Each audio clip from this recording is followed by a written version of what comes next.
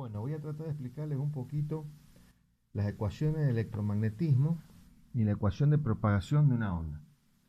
Y para ello es necesario hacer una introducción que deviene de lo que hizo Maxwell.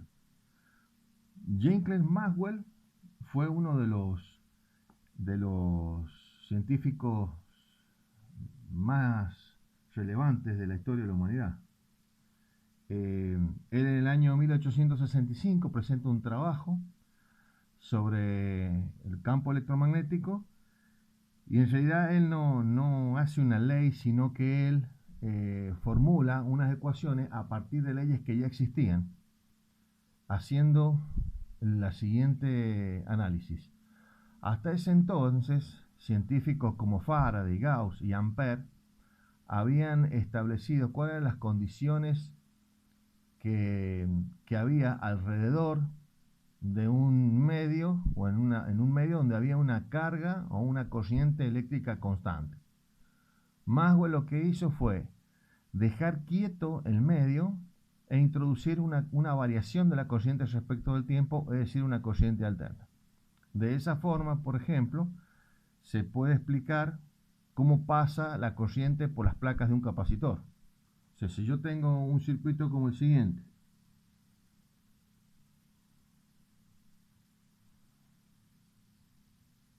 donde acá tengo una lámpara eléctrica, ¿no? Acá tengo un capacitor y acá tengo una fuente de 220 volts, 50 Hz. Sabemos que esta lámpara se va a prender.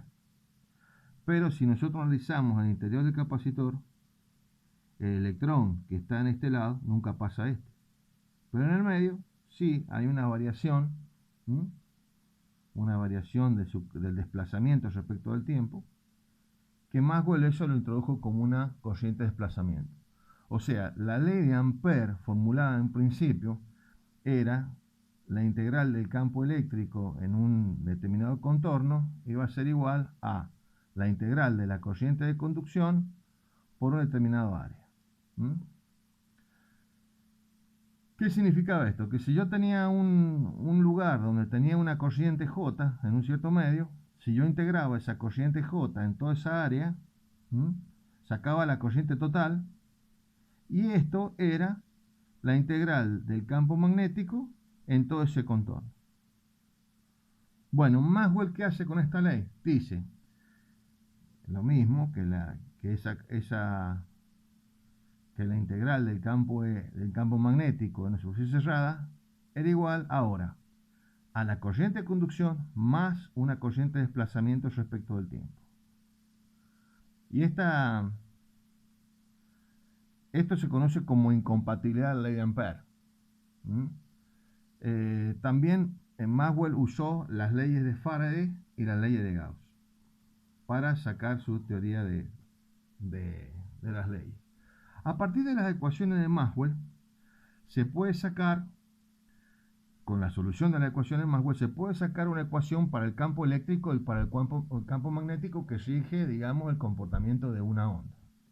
Entonces, esa ecuación es un campo eléctrico, función del espacio y el tiempo, es igual al campo eléctrico por E a la menos alfa por X, que sería una atenuación, ya lo voy a explicar esto, por E a la J, omega por T menos beta por X. Esta parte, E a la J, es una ecuación ondulatoria, es una onda esto. Esta representación es una onda matemáticamente. Y esto es una atenuación. Si yo grafico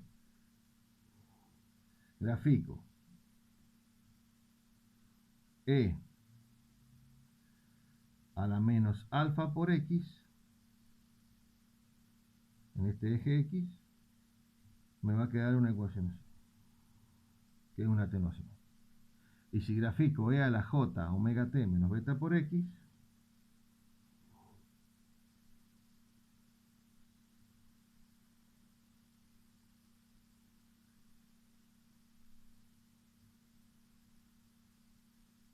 me va a quedar una función así.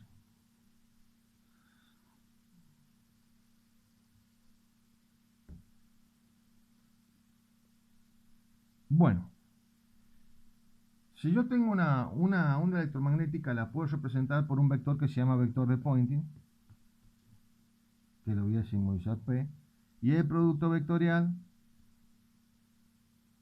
del vector campo eléctrico y el vector campo magnético. O sea, esto tiene 90 grados, esto tiene 90 grados y esto tiene 90 grados. Espero que aprecien mi axonometría, ¿no? Este es el vector de Poynting P, este es el vector campo eléctrico E y este es el vector campo magnético H. El producto vectorial de E por H me da cuál es el flujo de potencia de una onda electromagnética en un punto cualquiera dado. Así como existe una ecuación para el campo eléctrico de la posición y el tiempo, como les dije recién, que era igual al módulo por la atenuación por la onda, también hay una exactamente igual para el campo magnético. O sea, el campo magnético de la posición y el tiempo es el módulo por su atenuación por su onda. Siempre que yo estudio una onda de campo eléctrico, hay una de campo magnético. El hecho de que siempre se refiere a todas las mediciones con campo eléctrico es porque son más fáciles de medir. Es mucho más fácil tener instrumentos de medición que midan campo eléctrico a que midan campo magnético. Por otro lado, cuando se habla de espectro visible, es el vector eléctrico el que afecta al ojo humano. Por eso es que también se estudia mucho el campo eléctrico. Pero sépase que siempre que hay una onda electromagnética, el campo magnético y eléctrico están asociados entre sí. De hecho, para que exista propagación, por eso se llama onda electromagnética, ambos campos, el eléctrico y el magnético, se concatenan entre sí cual los eslabones de una cadena, porque son perpendiculares, y dan lugar a la propagación de una onda sin un medio, que se llaman propagación de modos superiores. La propagación de una onda, cuando va en un cable que tiene un conductor para que lo propague, como por ejemplo un cable coaxil, donde yo tengo en el medio, tengo un vivo y después tengo una malla. Aquí hay campos eléctricos y sus campos magnéticos van atravesados. Y así se van concatenando los campos eléctricos que nacen del conductor y mueven el conductor, y los campos magnéticos que van atravesándose y se van concatenando. Ese modo se dice modo TEM, que quiere decir transverso electromagnético. Estos son modos de orden cero. Los modos de orden superior son los que se producen en una antena y producen la propagación en el campo abierto.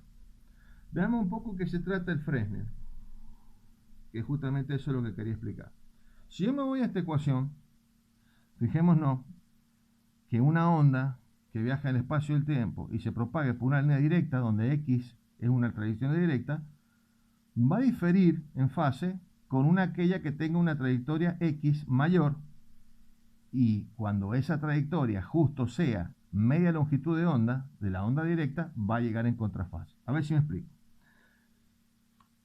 Si yo tengo una propagación de una onda de un punto, que es el transmisor, a un punto receptor, tengo transmisor a un punto receptor, voy a tener una onda que viaje de forma directa. Entonces, si yo en el punto de transmisión tengo una onda que tiene este diagrama temporal, cuando llegue acá va a tener un diagrama temporal parecido, un instante de tiempo que va a ser lo que demora la onda que viaja a la velocidad de luz, que es 3 por 10 a la octava metros sobre segundo. Llega acá. Bueno, pero ¿qué pasa? Una onda que viaje, que rebote en otro lugar, supongamos que acá hay un obstáculo, y ese obstáculo justo tiene la particularidad de que una onda que refleja ahí llega acá, y la voy a dibujar con otro color, esa onda que viaja por otro trayecto, llega al punto receptor justo en contrafase, va a hacer que se reste con la onda de trayecto directo y por lo tanto que baje la potencia de recepción en mi receptor. Entonces, todos los puntos que hacen que una onda que se refleje y llegue en contrafase es lo que se llama elipsoide de Fresnel. O sea, el elipsoide de Fresnel es un óvalo, ¿no? Es un óvalo que tiene que estar despejado. ¿Por qué? Porque si un objeto se introduce ahí, va a hacer que la onda llegue acá en contrafase. O sea, supongamos que yo acá coloco un edificio en mi trayectoria de onda, coloco un edificio.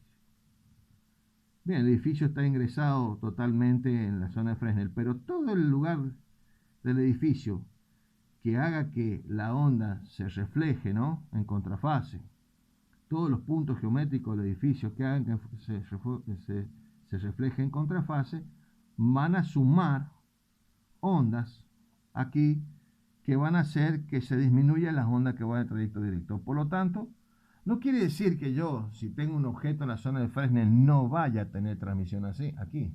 Lo que sí es que se me va a disminuir la potencia. Por lo tanto, yo voy a tener que aumentar potencia acá para lograr una buena propagación.